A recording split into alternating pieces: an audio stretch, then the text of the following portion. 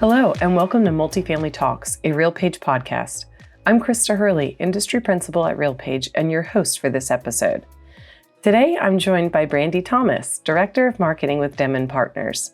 This episode will sound a little different because we are currently at Apartment Innovation and Marketing Conference, also known as AIM, in beautiful, beachy Huntington Beach, California.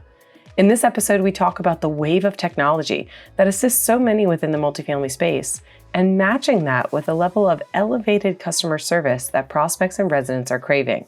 So what are the small things that add up to getting back to the basics? We love having conversations with our industry friends and partners. We want to be able to keep having them and sharing them with you. So please subscribe, comment, and share it with your network. If you have a topic you think the industry needs to be talking about, please reach out and we'll consider starting the conversation. With that, let's get the conversation going. Brandie, thank you so much for joining us today. I'm glad to be here. Awesome. So my openers usually are, what is the name of your car? Oh, that's a great question. So the name of my car is Velma. Velma. I love it. I drive a 2019 Outback, and she's very fancy. She's very sophisticated, but she's also pretty reserved. So it just reminded me of Velma from, Mystery Machine, the Scooby-Doo. Yes. So yeah, I have a Velma. Awesome. Yeah. Mine's a little less comical than that. Mine's Tully. She's a Telluride. And it was right when that Netflix show came out with, her name was, Tallulah. And she went by Tully. And I thought that was just so cute. There you go. But yeah, I just love the naming thing. It kind of fits with the branding of marketing, right? 100%. Yeah. 100%. So that's awesome. It's a great opener in my opinion. Well, and side note to that, if we have a second, is I actually was at a conference, I believe it was at NAA, where someone made a comment, just side comment, that statistically people pay about 15% better care of their vehicles if they name them, because it creates a personal connection. Wow. And I wanted to test the theory, so I absolutely did that. And I did that with my first car, which was Kevin. And I was telling you. Yeah. And I absolutely did. I paid it off, and now my son owns Kevin. Oh, see, and he's in the family. So that's one of those things. You put a name to something and you care for it more. I definitely can follow that. For sure. Yeah. So how are you enjoying the conference? I'm liking it. Yeah. A lot of AI talk, but and conflicted, kind of, do we go, do we not go? I don't know. It's kind of on the forefront. So I'm liking it though. It's interesting to see what everybody has to say. Yeah. Considering this is my first time, and the AI and centralization has just kind of been this huge wave everybody's riding. I did half expect that, considering it's apartment innovation and marketing, but it is definitely eye-opening with how much people are eager to learn about both of those topics, right? They are just hungry for it. So yes, I think they're really asking those hard questions and starting to understand that AI is a tool, and it's a tool that's here and now and learning. And the more we put into it, the more we're going to get out. And I think that that's really great. Yeah, absolutely. And it's one of those things that we're talking about innovating and bringing in AI, but this episode is definitely talking about getting back to the basics. So I want to talk about the strategies from years ago that have still lived on today with you and your team. 100%. Well, there are basics that I don't think will ever die. And, the human element, we were talking about AI, the human element is always going to be prevalent. It's always going to be something that people crave, no matter where you are. As humans, we want to interact with people. And so the simple art of getting up, standing, and greeting someone, literally shaking their hand. Right, basic. I am Brandie and you are, right? Offering your name, the name exchange, right? And Ann Sadowski, I'm going to do a little kick to her. But I think that basics such as standing and greeting and just human interaction. So often I think that we get caught up in leasing and, okay, what are you here for? Right? You're looking to lease, you're looking to tour, you're looking to do all these things. Instead of, hi, would you like a cup of coffee and maybe some Tylenol? Because you've been walking around trying to find a place to live. Everybody has a headache. I mean, I used to keep chocolate in my drawer. And you'd be surprised. I always kept Tylenol and chocolate, and everybody needed either a Tylenol, chocolate, or both. And it's just a connection. Right. And if we forget about that, I think with some of our automations and our things that we're trying to make or implement in our culture and our businesses just to make it more efficient. I think those kinds of elements, the personal touch and human touch elements, are really, really important. Yeah. And those are really the foundations of the basics that I agree. think are really, really important. I agree completely. I mean, it's one of those things where I showed up at AIM and I was like, coffee, and I'm supposed to go here, but where's the coffee? And then I'm supposed to do this, but coffee, and I just see you. I bump into you twice. I'm like, I'm going to be your conference buddy. I'm just going to follow you around until I find this coffee, and I'm going to meet and greet you. And it was one of those, it was one of those simple things that it was an instant connection. 100%. Yeah. And, it's funny how that happens. I see that at conferences all the time, which is what I think is kind of a little bit scary. Over the years, we've seen, new runners and new people in the industry that are coming up. And as I'm sure you know, the millennials, particularly the Gen Zers, are kind of socially awkward. And so they don't tend to want to open up or have that conversation. They'd rather just look at their phone and text, Yeah. And so we lose that connection. I'm the person that will disrupt your text. And so I'm glad that we bumped into each other. Yeah. I disrupted your coffee looking, but we found coffee and we found breakfast. Yes. So this East Coast girl had to get started. So thank you for helping me kickstart that. You're welcome.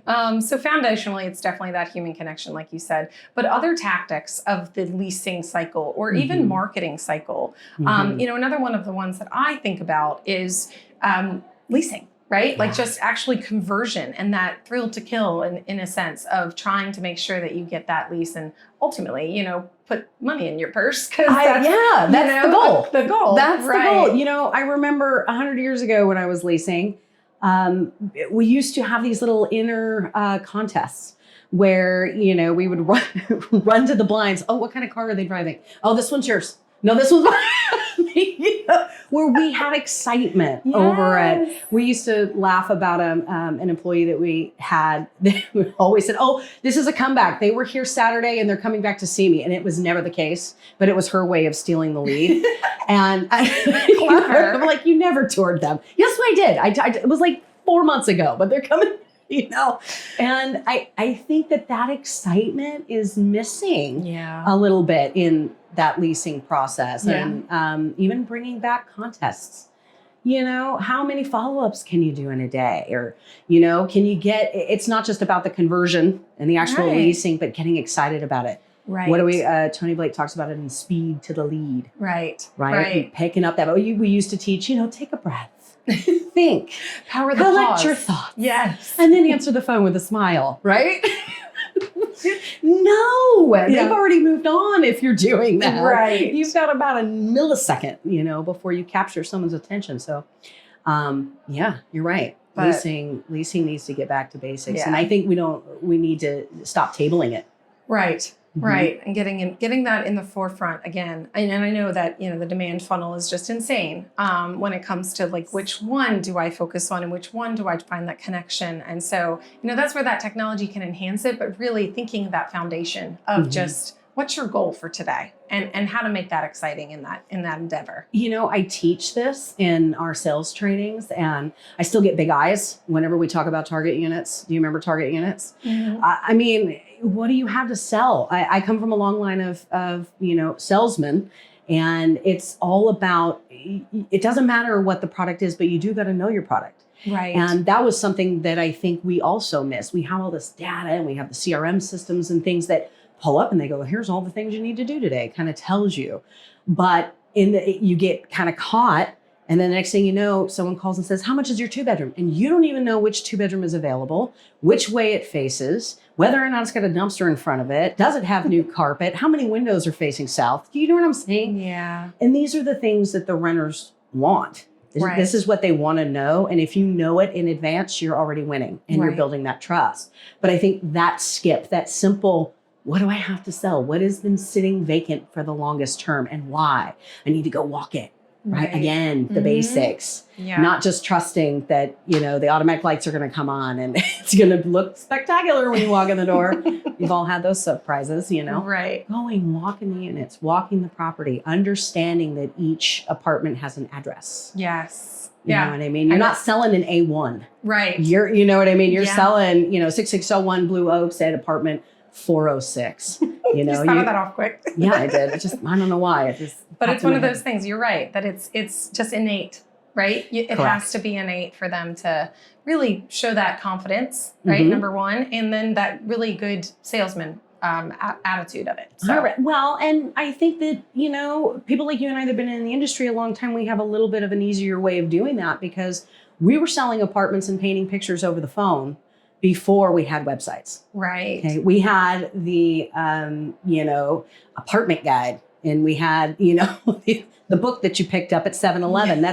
That's what we did. And we bookmarked it and we went through these things. So we had to figure out how to sell and how to speak to people and how to paint a picture of what our community was about, what our team was about, all of those things. And I think that is also lacking in today's leasing process. And so often okay, what is your name? What is your phone number? What is your email? How many people are living in the apartment? What size apartment? I feel like it's so just computerized and kind of checking boxes instead of just having a conversation. Yeah. So, and truly getting to the core of what's going on here. Exactly. My goal is to have a great time while I work and, you know, get that person in the door. Yeah. But also, you know, this is real estate. Essentially, you're trying to find that person a new home and really understanding that is a monumental moment in that person's life. And so having that humility or hospitality, that's definitely another theme of AIM this year is, you know, this wave of hospitality being brought into the multifamily industry, which I think has always been there. And this is getting back to the basics of that. You know, I think it's always been there, but I think that the multifamily industry, they're slow to adopt most anything, right? So we kind of hold to what we know as an industry. But I think now with it moving the way that it's moving, we don't have a choice. Just like after COVID, we didn't have a choice. We had to make that quick pivot to how are we going to sell everything online and nobody's there and all that, you know what I mean? Yeah. So I think that woke and shook the industry to the point where they went, okay, we better start, you know, stepping our game up and doing it sooner. And I think that when it comes to how do we bring hospitality back, it's literally basics. Yes. It's there's no big secret or surprise box and you don't have to buy something to make it happen. Right. It starts with you. Right. And if you can really just get back to that, I think we can all win. Yeah. Yeah. I completely agree with that. So, you know, with that, the technology has definitely changed the landscape. I mean, we saw that, like you said, post-COVID. But for multifamily marketing, and maybe a little bit as that bleeds into the lease management when you're in your CRM, what traditional methods of that transition remain in effect that we can maybe continue pushing that forward as AI and the technology does help the on-site team members? You know, you mean as far as like how we can take what we have and then transform it with the technology? Yes. Well, I think AI is kind of filling that bot a little bit, but it's in its infancy. Yeah. So AI is going to start having conversations. I just had this conversation this morning with Apartment List. Where some of the best leases in the world, best residents in the world, we didn't even talk about those things. We didn't even talk about what they were looking for. Right. We had a 20-minute phone call conversation about their dog, Patty. That's what we talked about, Patty, and how old she was and her difficulties and what medication she was on and how many times she's been to the vet and when they got her and how they got her. And she had a sibling and, you know, all these things. And really, I think one of the basic things that we can do is just kind of shut up a little bit and let people give us their story, let them give us what they're really looking for. And then at the end of it, they're like, oh yeah, and I need a place, right? Yeah.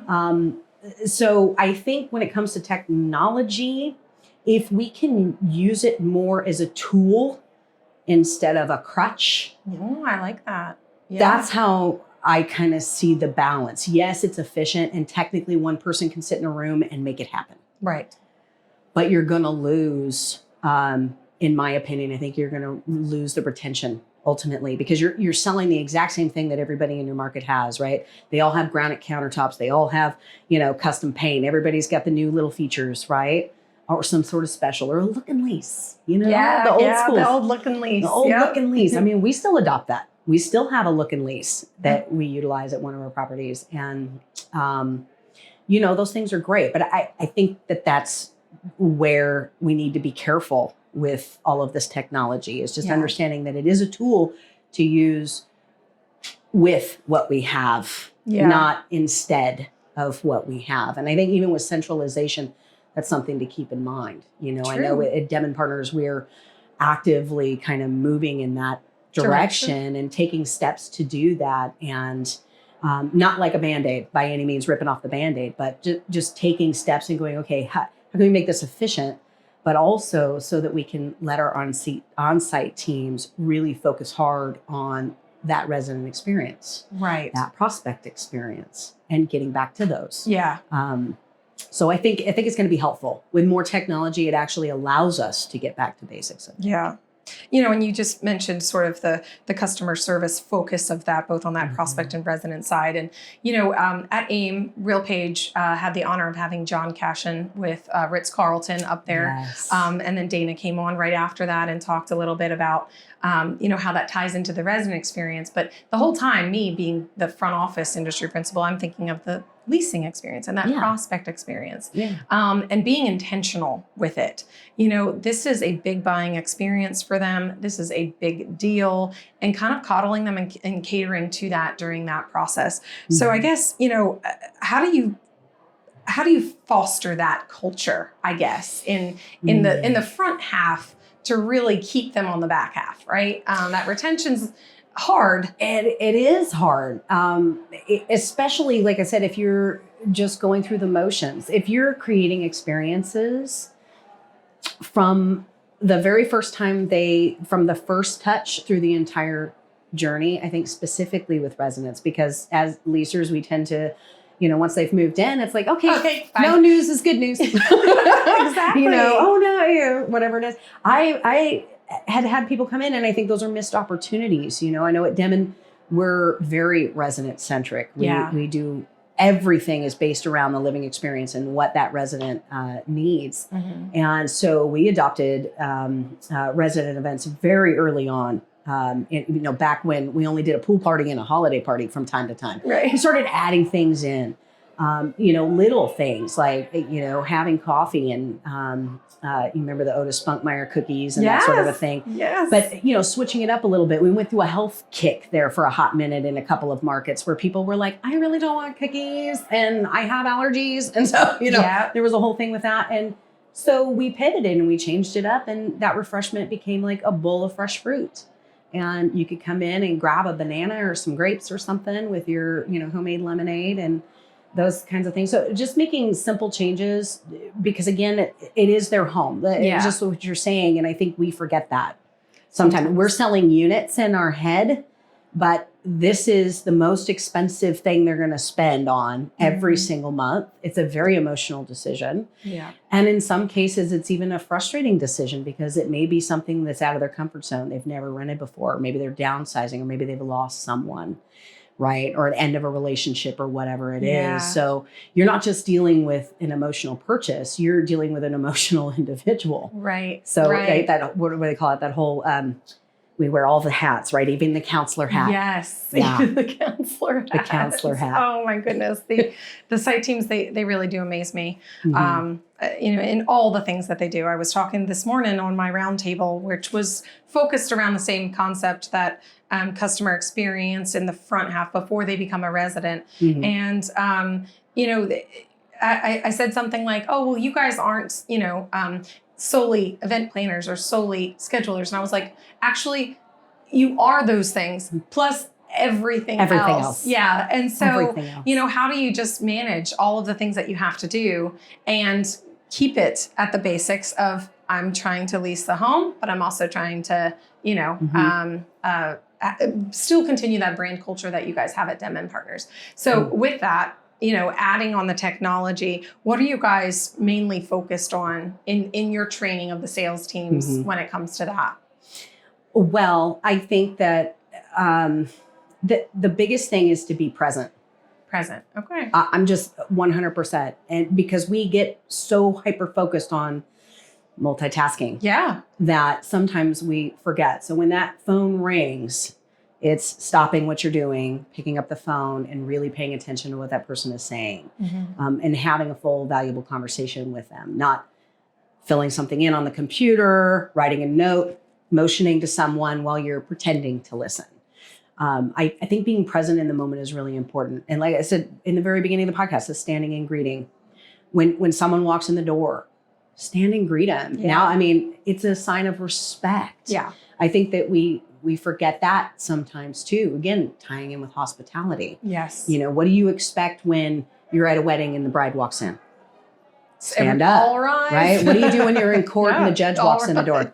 We stand. It's a Yeah. sign of respect. And I think that if we, as an industry, get better at doing that in general, I've had people come and tour different places and go, no one has ever made me feel at home like you guys did. Yeah. That's why we live here. Yeah. You know, Oh, I love that. I actually got a text yesterday from a resident. You and I were sitting there talking at the round table. Yeah. I got a text from an old resident that moved into a property, Rockland Ranch, back in 2010. And I was managing that property at the time. And they're back and they want to come back. Wow. And we're getting a lot of that because they remember those moments of when they lived there. And it's, like I said, it's really personal. So for us, it's, yes, you have a lot to do. Yeah. Yes, there's boxes to check. You've got things going on, but even from the corporate standpoint, we're taking some of those mundane tasks, the bookkeeping and the accounting and all the things that are clerking. Right. You're not really clerking anymore. Now that's turning into how can I help you? Yeah. How can I make your experience better? Love that. How's your pup? Come on Yes. in. I want pup hugs. I think, Oh God, I would yeah. love it if people loved all my dogs. Carl and Nancy, they're a whole hot mess, but Carl and Nancy? Yes. That's your dogs? yeah. What kind of dogs do They're you have? corgis. Oh. Yeah, and so everybody loves a corgi. It's just like it's an adorable. Yeah, my little lowriders. It's a perfect way to explain They it. are. Yeah. Yeah. But it's just like you said, find that memorable thing. And even John said that yesterday. John Cashin with Fritz Find that Carlton. I'm thing. going to quote him again. Yeah. But he said, customer service is everywhere. All the Where time. I got the coffee that I ordered at Starbucks this morning, and it was the exact same thing. My name was actually spelled right. Now I am wearing my name tag. Oops, so they probably read that. Normally I spell it CHRISTA. But that's customer service. I bought something and I expected it to be delivered. But he went above and beyond and said, make it a memorable service. Absolutely. Right? So that you have that returning guest to live there because they remembered feeling like home when they walked in. And he also said something that was key, and it was one of my takeaways from the event already, is residents and prospects leave us clues. They leave us clues all the time. And if we're I call it tunnel vision, right? I was in retail for 11 years before I got into property management. So they call it look with manager's eyes, which is where you open that up. Don't have tunnel vision. We get tunnel vision because we get hyper focused. And when you see the same product over and over again, your office, same property, same floor plans, same tour path, right? We tend to psychologically just don't see. We become the AI robots. We become the AI robots. Yeah. And so I think it's really important to start with fresh eyes every day. Yeah. When you walk in, look up, look down, look all around. Are there dust bunnies, right? Are there, cups filled and ready for someone to walk in and grab a water? It's a simple thing, right? But just making sure things are you're stacked in the morning. Do you have pens? Yeah. You know what I mean? Yeah. If you're using business cards, do you have them? Are they showing someone else's name in front of you? You know, these are all things that we tend to, like I said, get tunnel vision on. And I know at Demon, we push that. Stop for a minute. Yes, there's a lot going on, but guess what? At the end of the day, your job's still not done because it's going to start all over again. We live with people just like, they live with us. Yeah. And so it's a constant circle. Yeah. Yeah, absolutely. I love that because, I, in my own job, tend to have tunnel vision. Industry principles are spread across a lot of different things in the RealPage organization. And so if I get hyper-focused on one thing, it's almost like you're dropping the ball in another. And it's just keeping that fresh eyes going in, saying what needs my attention the most, and getting back to those basics of why am I here? What's Right. my why? What's my Right? why? Yeah. Yeah. Well, and it's a good thing that you brought that up too, because I've noticed over the years of sales training, the different generations of who's actually selling our communities now, the way that they interact, the way that they use the technology, and the True. way that they do things, you got to kind of resonate with them because their whole world has been on a screen. They've never not known a screen. They don't know what it's like to get their first microwave. I do. But they don't understand that. That's like, what are you talking about? You know, and I know, I think one of our other speakers made the comment that the boomers are almost, you know, they're coming out of the renter pool and they're making big decisions, you know, to basically stay in place. And really the largest renter pool is the millennials, you know, and then we have our Gen Zers coming on board. And I think that is where we're starting to see service in basic form, but also electronically by chatbots that actually have a conversation with you like a human, not, you know what I mean? Just enter a question and, you know, that kind of a thing. Yeah. But that Gen Z is going to resonate with that because it's instantaneous and it's answering the questions, but it's also throwing in a little humor and a little bit of personal touch. And I think that if we can continue down that path, that group that's going to keep becoming our bigger renter pool is just going to, you know what I mean? It's going to work well. Yeah. The self-serve. Right. One of the things that we're talking about implementing in our new community is the self-pour stations. I know at some communities they're doing beer taps. In some communities, I swear to God. I'm going to move into apartments. You come move in over here. I got you. No, they have beer taps. They have cider taps. You can do frescas, right? It's going above and beyond the coffee experience, right? Which is always a good experience, in my opinion. True. But what else can we do? And can we make it on a card like we do to get into the gym, you know, or a fob, and have people, you know, come up and twice a day they get to have a beverage and sit and, you know, meet with their family or have an event. Or if we can create those spaces where they feel that comfortable to do that and live and breathe in our space, you know, I think we're going to open to a whole new world of basics. Yeah. And I think that, you know, it does build into that brand loyalty, like we were talking about earlier, because, you know, I have Marriott. That's kind of my preferred hotel. And I always stay at one in particular when I head to RealPage headquarters, the Element. And they have like the Thursday and Friday night beer and wine on tap, like completely complimentary.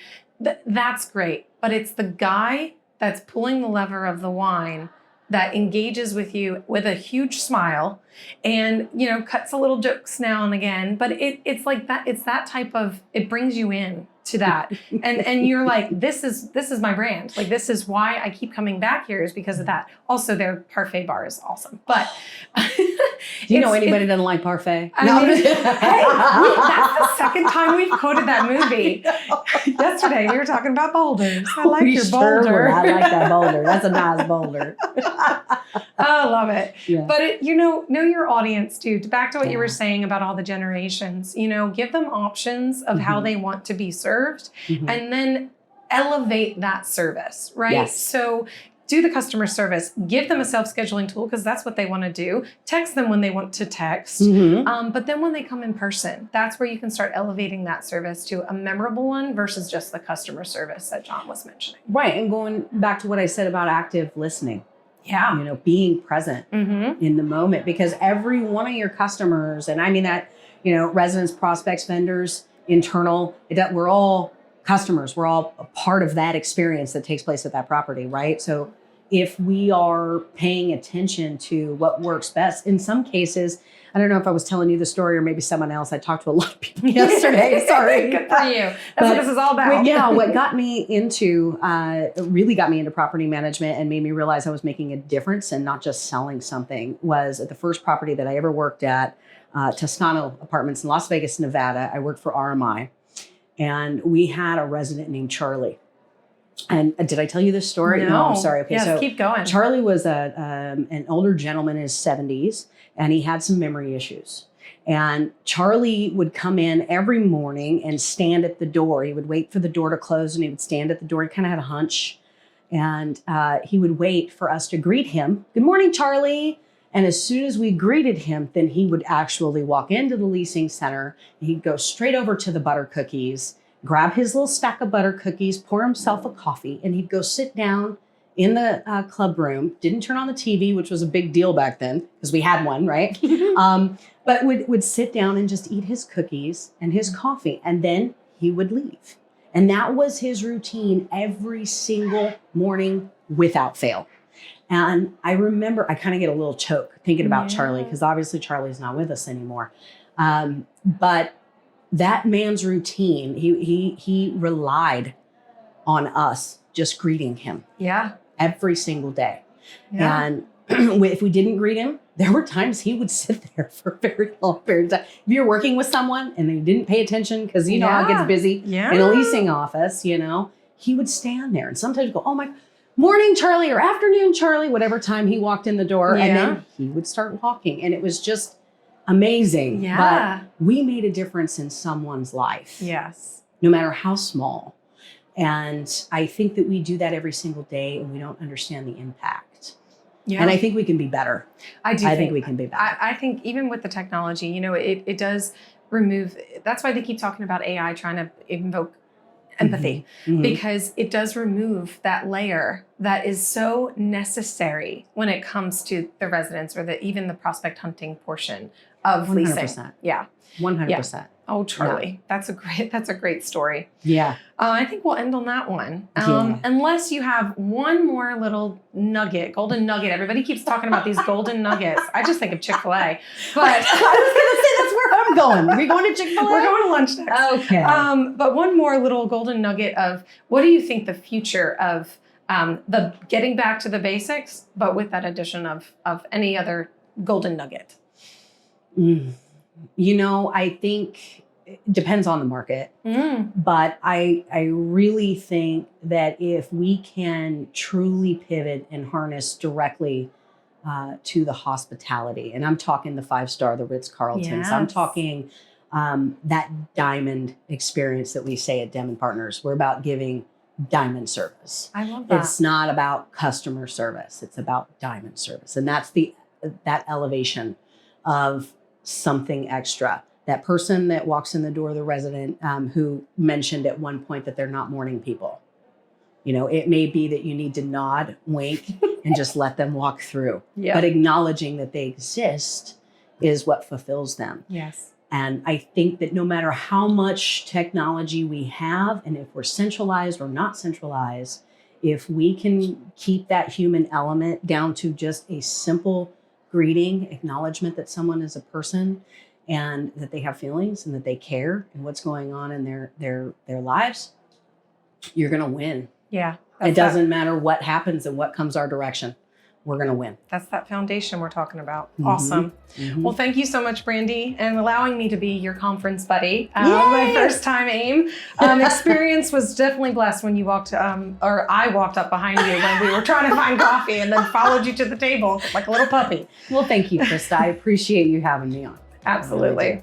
And thanks for our audience joining us today. We hope you enjoyed the conversation. And remember, please share it with your network. Be sure to follow on Apple or Spotify and share your thoughts by commenting, rating, and reviewing. I look forward to our next conversation. Thanks for joining us for another episode of Multifamily Talks, a RealPage podcast. As always, the views expressed are those of the individuals participating and not those of RealPage.